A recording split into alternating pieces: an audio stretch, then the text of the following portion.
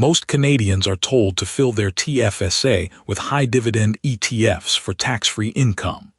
That advice costs the average investor $47,000 over 10 years on a $75,000 balance. Every month holding the wrong fund costs $391 in compounding you never recover.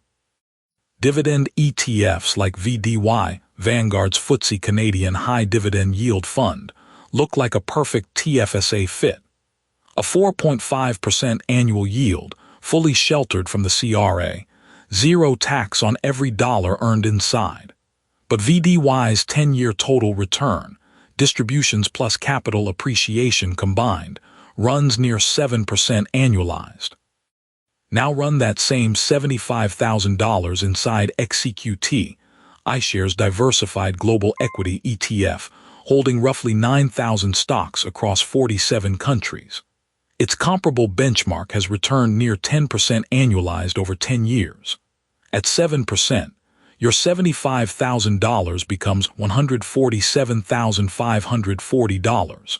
At 10%, it becomes $194,528.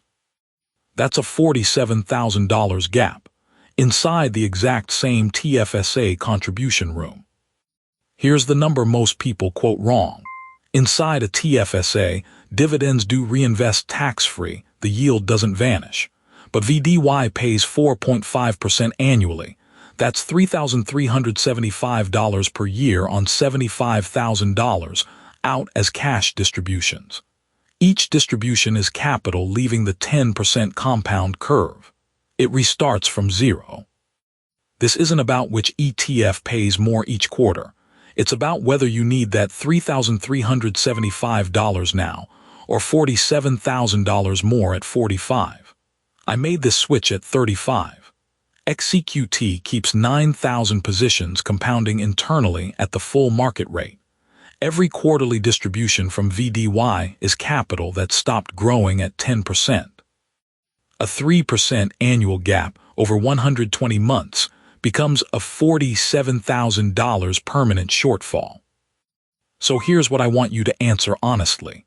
Are you holding a dividend ETF because you actually need that $3,375 per year in income right now, at 35, or because your advisor said it felt safer?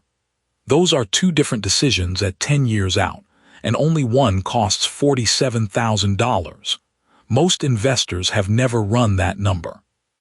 Most Canadians hold dividend ETFs through full 10-year TFSA cycles and miss $47,000 in sheltered compounding.